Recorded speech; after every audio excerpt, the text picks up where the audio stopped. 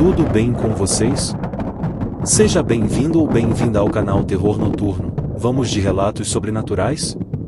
Então, me permita acompanhá-lo durante qualquer atividade que você esteja fazendo. Ou fique à vontade, desconecte-se um pouco do estresse da correria do mundo exterior e prepare uma bebida de sua preferência e escute esse relato. Venha comigo até a cidade do México. Comecei a trabalhar em uma loja de autoatendimento na cidade do México. Meu turno era de 9 horas. Chegava às 11 da manhã e saía às 8 da manhã do dia seguinte. No meu primeiro dia pude sentir uma vibração muito estranha na loja. Para ser sincero, eu tinha medo de passar as noites no armazém, mesmo não estando sozinho. No total, 6 pessoas trabalhavam no turno da noite. Aos poucos, fui conhecendo meus colegas. Acabamos nos tornando bons amigos.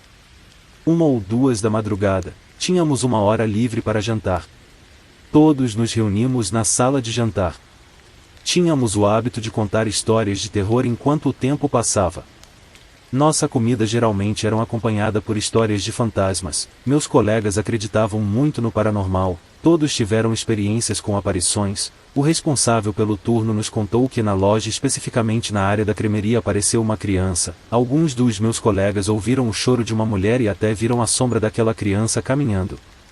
Durante um mês tudo correu normalmente naquele turno. Colocamos música nos alto-falantes para aliviar o nosso turno, aumentamos o volume para não ouvir o choro daquela mulher que, segundo eles, e suas teorias, era a mãe da criança. Em uma daquelas noites, enquanto estávamos arrumando as caixas, alguém começou a brincar com o volume da música, até mudaram a música várias vezes. Brincando que os espíritos não tinham gostado da nossa música, mas a partir daquele momento as coisas pioraram. Começamos a ver sombras passando pelos corredores, essas sombras jogavam coisas em nós. Quando éramos descuidados, como se quisessem nos bater e nos machucar. Várias vezes perguntamos ao gerente para nos deixar ver o que as câmeras de segurança haviam capturado, mas ele sempre recusou. Quando a quarentena começou, muitas coisas mudaram no meu trabalho, não podíamos mais sair para comer todos juntos, tínhamos que sair um por um para evitar o contágio. Uma noite, quando Sérgio, um dos meus colegas, voltou do horário de janta, ele nos disse que uma voz estava sendo ouvida na vinícola, pedindo ajuda. Pois não era como antes, não. Não era uma voz que se ouve e desaparece, não. A voz não silenciou, a voz de uma mulher repetiu várias vezes desesperadamente. Ela pedia para sair dali. Para contextualizar, devo dizer que esse armazém estava sempre trancado e lá guardamos alguns medicamentos controlados e produtos que eram muito caros, mas eficazes. Pudemos ouvir de alguma forma que havia alguém dentro do armazém. Todos pudemos ouvi-la batendo o corpo contra as paredes e também batendo na porta por dentro do armazém. Esperando que ela abrisse a porta, os barulhos que essa mulher fazia foram ficando cada vez mais altos, e ainda assim pela janela da porta pudemos perceber que não havia absolutamente ninguém lá dentro. Nas semanas seguintes, esses barulhos não impediram seus gritos, seus apelos. Tornaram-se cada vez mais intensos, tornaram-se uma coisa cotidiana. A única coisa que nos manteve calmos foi que não podíamos ver nada lá dentro. A porta estava trancada ou o que quer que estivesse no armazém não conseguia sair de lá.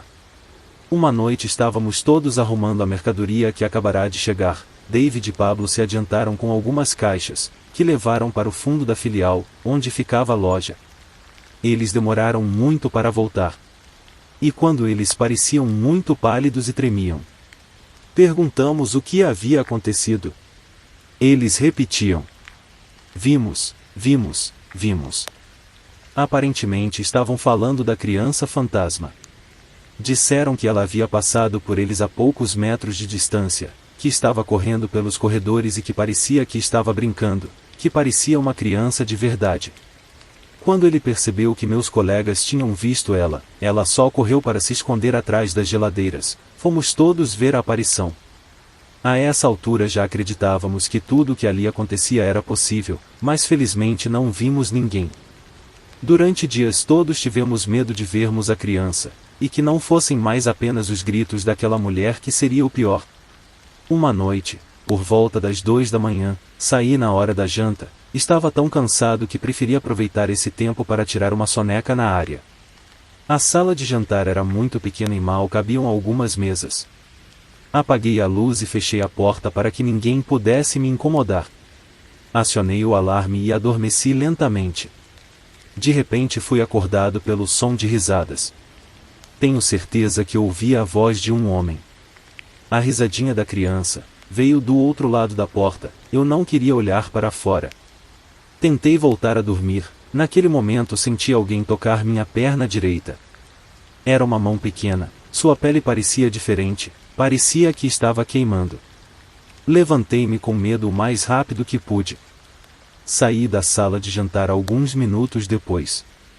Verifiquei minha perna e ela tinha uma mancha vermelha, como se alguém tivesse me batido com muita força. Não falei nada para meus colegas. Para não assustá-los, algumas semanas depois ouvi um amigo do trabalho dizer que também sentiu o toque de mãozinhas, mas ele foi no seu ombro. Ali havia uma marca vermelha idêntica que haviam deixado na minha perna. Alguns dias depois nos mudaram para o turno diurno. Começamos a ouvir as reclamações dos novos funcionários. O turno noturno ficou cada vez mais pesado devido à presença destes dois seres. Pedi demissão alguns meses depois e agora não tenho mais contato com os amigos que fiz lá. Em breve espero entrar no exército. Obrigada por ler o meu relato. Teorias. O que acontecia naquela empresa? Quem era a mulher? E a criança? Seriam espíritos perturbados, que não tinham conhecimento de sua própria passagem? Seria mãe e filha? Demônios. O que sua opinião lhe diz a respeito disso? Você já esteve, ou soube de um caso sobrenatural? Deseja compartilhar conosco? E-mail na descrição do canal. Não tenha medo, ou vergonha de compartilhar, publicaremos no anônimo se assim desejar. Prontos para outro relato?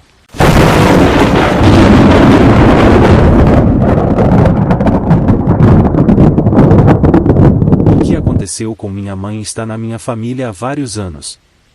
Mas até recentemente ela decidiu contar. Conto sua história em primeira pessoa. Obrigado por ouvir meu relato. Sou originária de Durango, mas por motivos familiares vim morar em Chihuahua, na colônia La Joya, desde muito cedo. Sou muito apegada à igreja e, consequentemente, entrei no grupo de jovens nele onde são realizadas várias atividades de integração, brincadeiras relacionadas ao culto a Deus. A partir daí comecei a conviver com amigos do meu bairro, a ponto de em algum momento estarmos sempre juntos. Um dia nossos coordenadores de grupo, que eram um casal recém-casado, nos contaram que finalmente íamos viver a experiência de um retiro para jovens.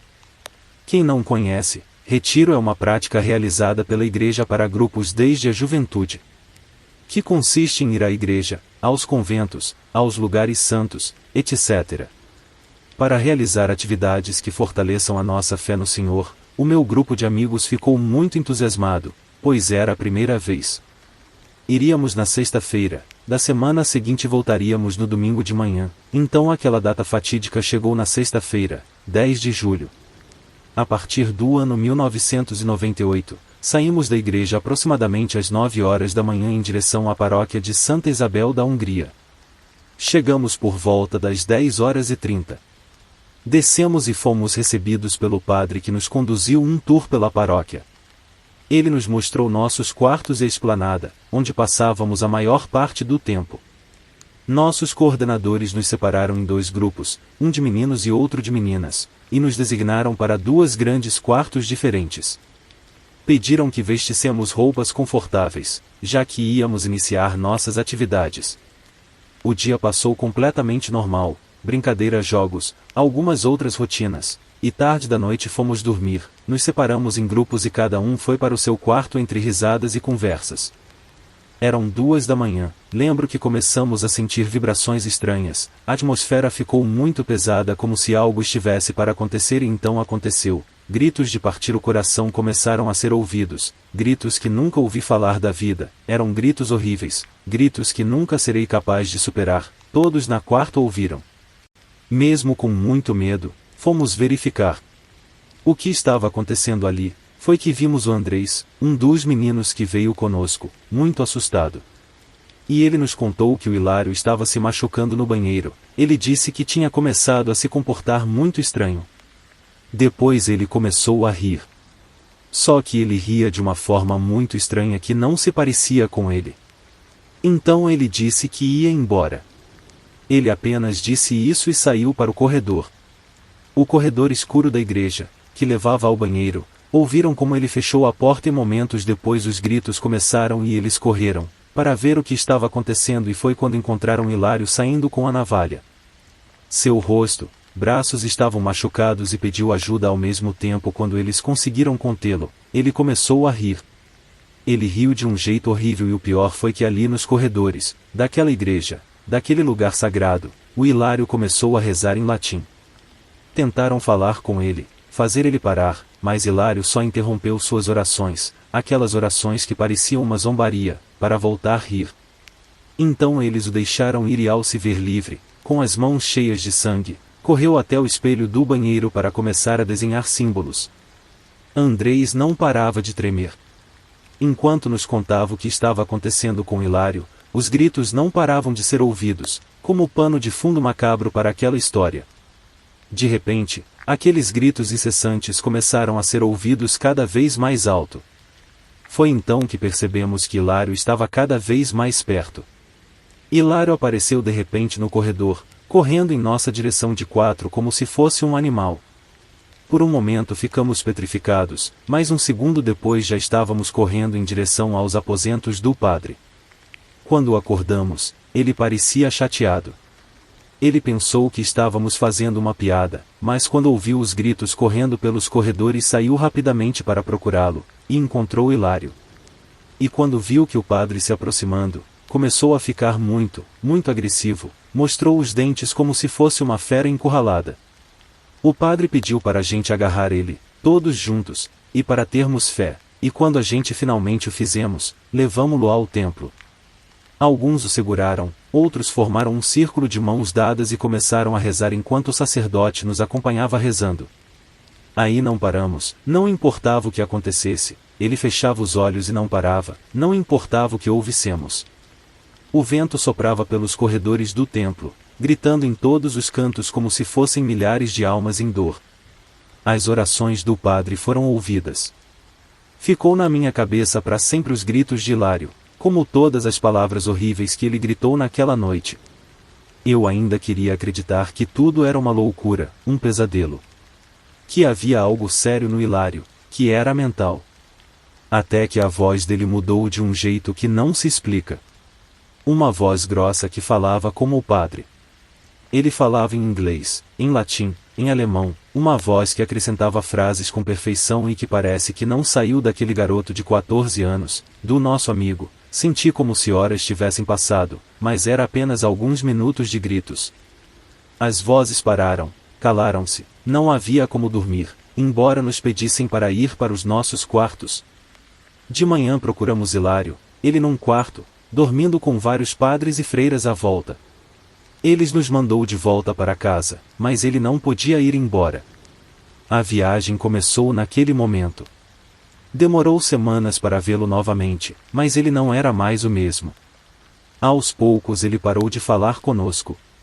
Nos cumprimentando desde então, sem comentar o que aconteceu naquela noite, que tivemos com aquele grupo da igreja.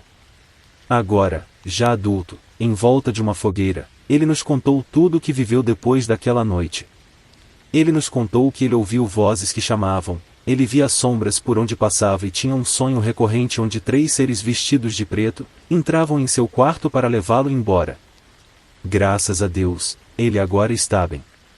Mas a história que eu posso contar, aquela que vivemos naquela noite, vai me marcar para sempre. Qual sua teoria ou opinião sobre esse relato? Seria uma possessão?